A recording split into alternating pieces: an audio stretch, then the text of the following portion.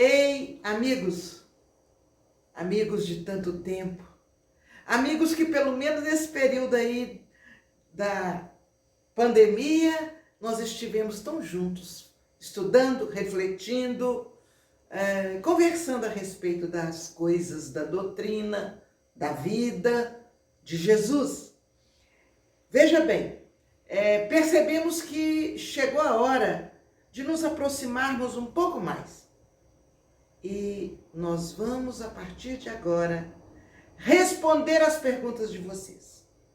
Então, você vai usar, olha esse link aqui embaixo. Aqui você vai encontrar um questionáriozinho para você dizer o que você quer saber e dizer seu nome. Se você quiser gravar um vídeo, você grave e mande para nós. E nós vamos começar a conversar diretamente. E nós vamos, então, dialogar. Diálogo, à luz da doutrina espírita, à luz do Evangelho. Conto com sua participação. Contamos nós com sua participação. Um grande abraço. Aguardamos suas perguntas.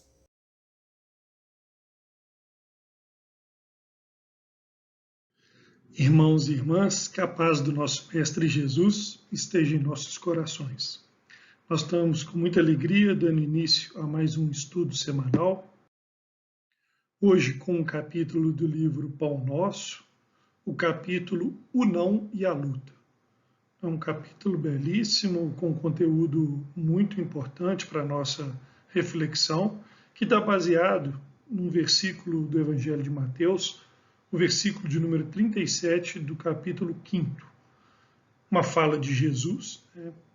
O nosso Mestre Jesus nos disse o seguinte: mas seja o vosso falar sim, sim, não, não.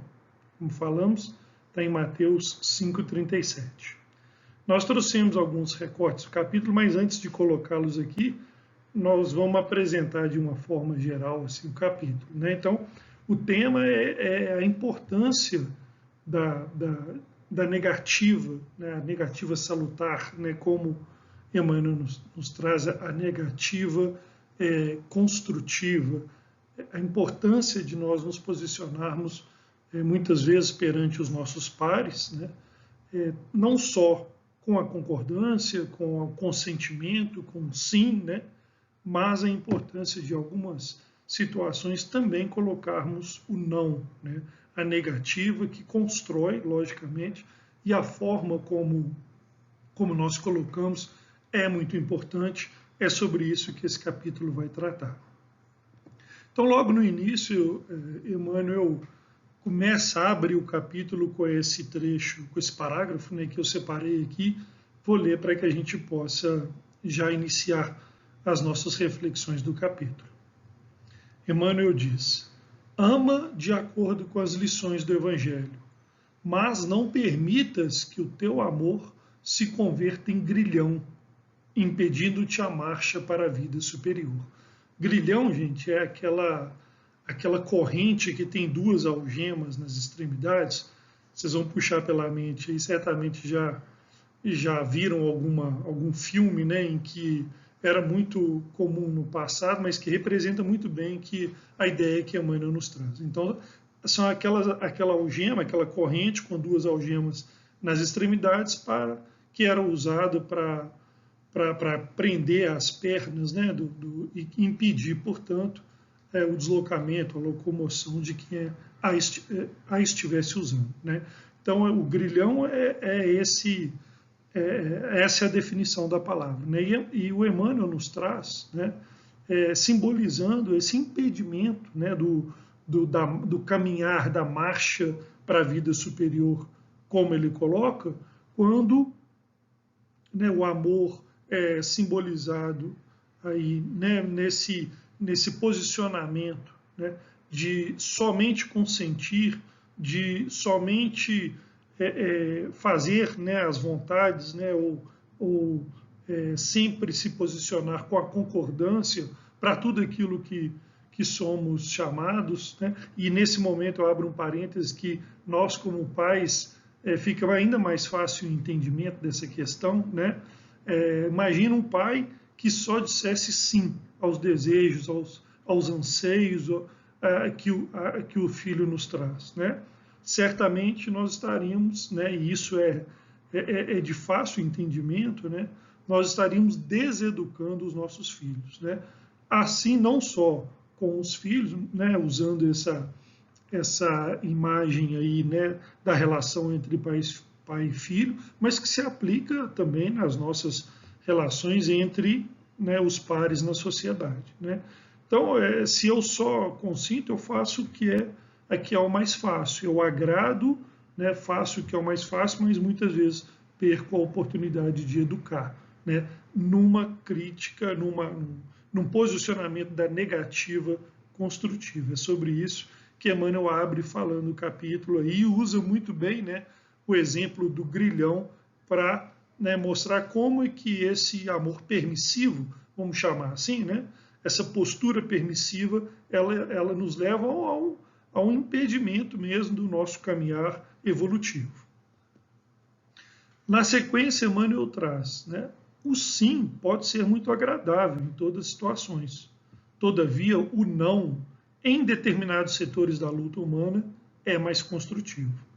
Então, ele nos deixa de forma clara, né, aquilo que a gente já tinha colocado anteriormente. Mais fácil é dizer sim, né, é concordar, eu me coloco numa postura mais agradável ante aquele que se aproxima de mim, né?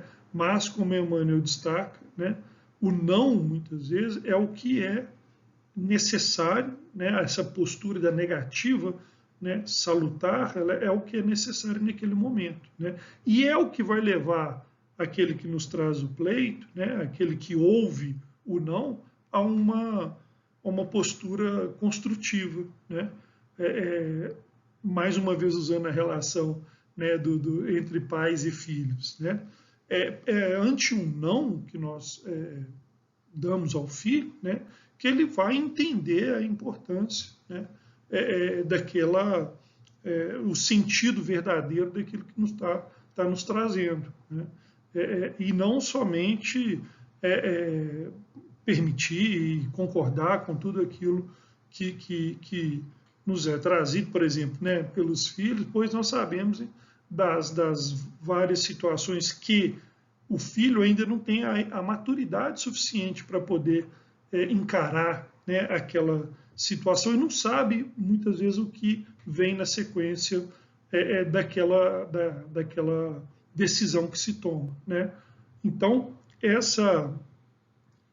nesse momento, o não do pai, né, a negativa ante um pleito que é descabido, ou que nós, como pais, sabemos, né, que à frente ele vai experimentar, passar por experiências dolorosas em função daquela concordância, né, daquela postura do amor permissivo, né? Então, nós perdemos a oportunidade construtiva ante aquela negativa que se deixa, né, de fazer. Isso que Emmanuel nos traz nesse parágrafo, né? Então, agora Emmanuel fala de um aspecto muito importante, que é o equilíbrio nessa forma de responder, na forma de levar a negativa, né? Olha o que ele disse nesse parágrafo. Tanto quanto o sim deve ser pronunciado sem incenso bajulatório, o não deve ser dito sem aspereza. Olha a importância, né, nesse momento que Emmanuel nos traz para a forma como se dá a negativa, né? Nem a concordância precisa ser bajulatória, nem a negativa áspera.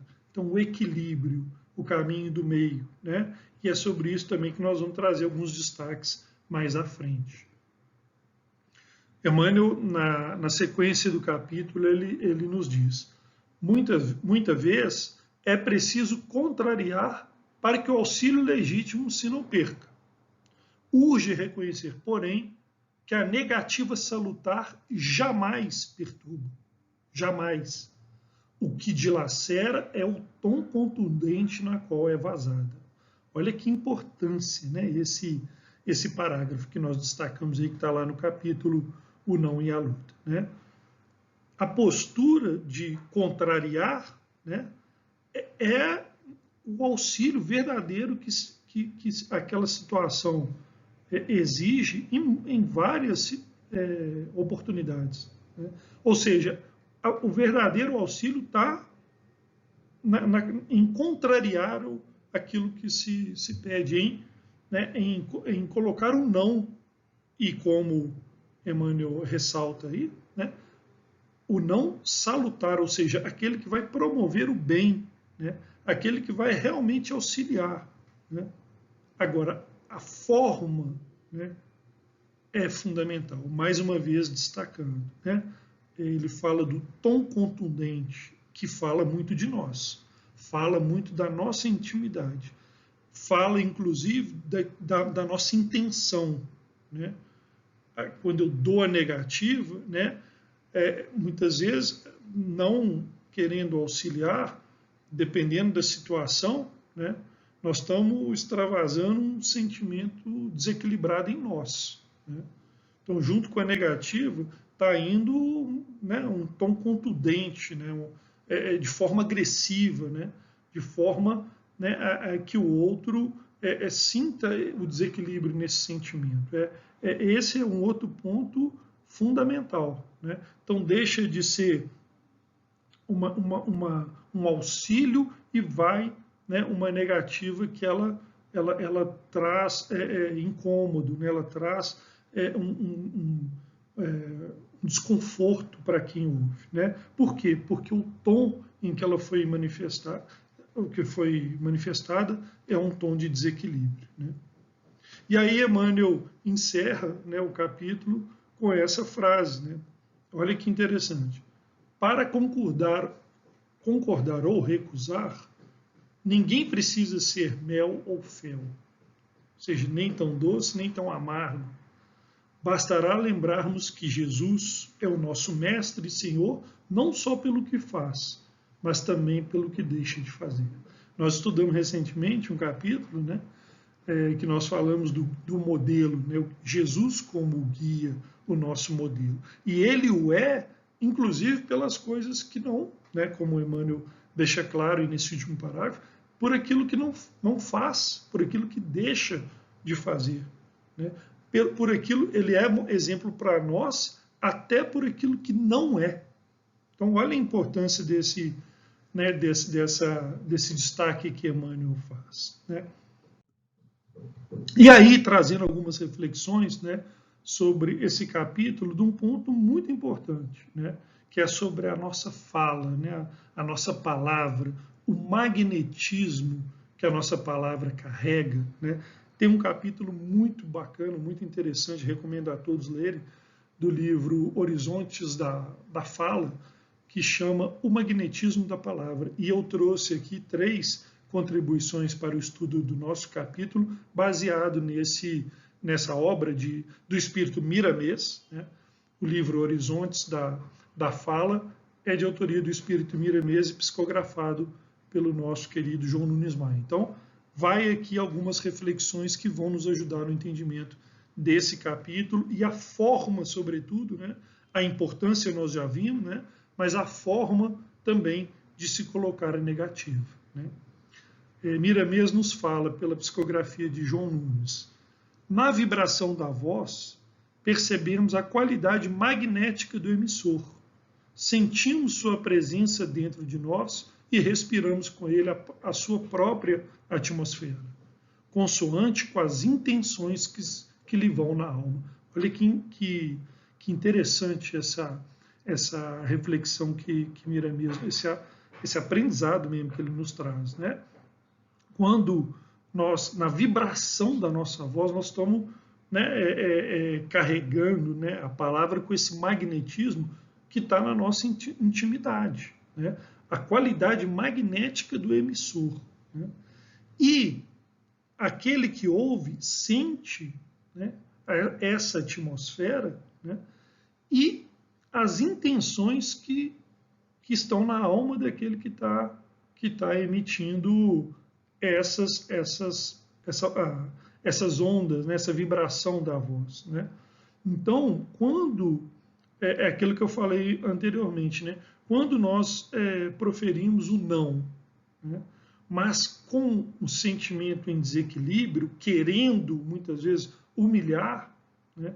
Querendo atingir o outro, nós sabemos, né, que essa negativa ela vai carregada desse magnetismo, né, de desequilíbrio, desse sentimento desequilibrado dentro de nós, de raiva, de rancor, né, de vontade, muitas vezes, como diz aí o texto, né, a intenção de agredir. Então, olha a forma, mais uma vez, né, o destaque para a forma como nós colocamos a negativa, né, pois ela fala também da nossa intimidade e a palavra carrega esse magnetismo que está dentro de nós, né? Na continuidade, mais um destaque que a gente trouxe do capítulo. O magnetismo da palavra é poderoso agente da paz ou da guerra, de conformidade com o uso que fizermos dele. Ou seja, né, para o bem ou para o mal, né, para pacificar ou, né, para atingir, né, para ofender, para produzir, né, desequilíbrio. Né. O uso depende de nós, né, depende da vigilância também dos nossos sentimentos, pois, como a gente viu anteriormente, né, essa fala ela vai carregar aquilo que nós trazemos na nossa intimidade, né? E para fechar o capítulo, né, e as reflexões que esse capítulo nos oportuniza, que são muitas, né, e que nós procuramos trazer aqui de forma resumida nesses minutos aqui do nosso estudo semanal, a gente fecha com mais uma lição aqui do Horizontes da Fala, né, por Miramês, psicografia de João Nunes, no capítulo Magnetismo da Palavra. Não há quem consiga enganar a realidade espiritual. Se o teu coração alimentar sentimentos negativos, o teu modo de falar o denuncia. Então, olha que importante, né? Nós não conseguimos enganar a nossa realidade espiritual. Não conseguimos, né? Então, se eu não cuido do meu sentimento, né, se eu não sou vigilante nessa ação do esmero, né, com o meu sentimento, e ele está em desequilíbrio, né, a minha negativa vai carregar, né, mais uma vez, né, ressaltando, vai carregar essa minha realidade espiritual. E quando de desequilíbrio, quando carregada desse sentimento que vai acabar ferindo o outro, né? De raiva, de rancor, de mágoa, de ressentimento, enfim, tudo que nós sabemos que nós precisamos cuidar, né? Então, cuidar do sentimento do nosso sentimento é uma forma de nós garantirmos que a minha negativa ante uma situação que me é trazida, né? Ela pode ser uma negativa salutar, como nos trouxe Emmanuel tão bem nesse capítulo. Agradeço a todos e até o próximo estudo.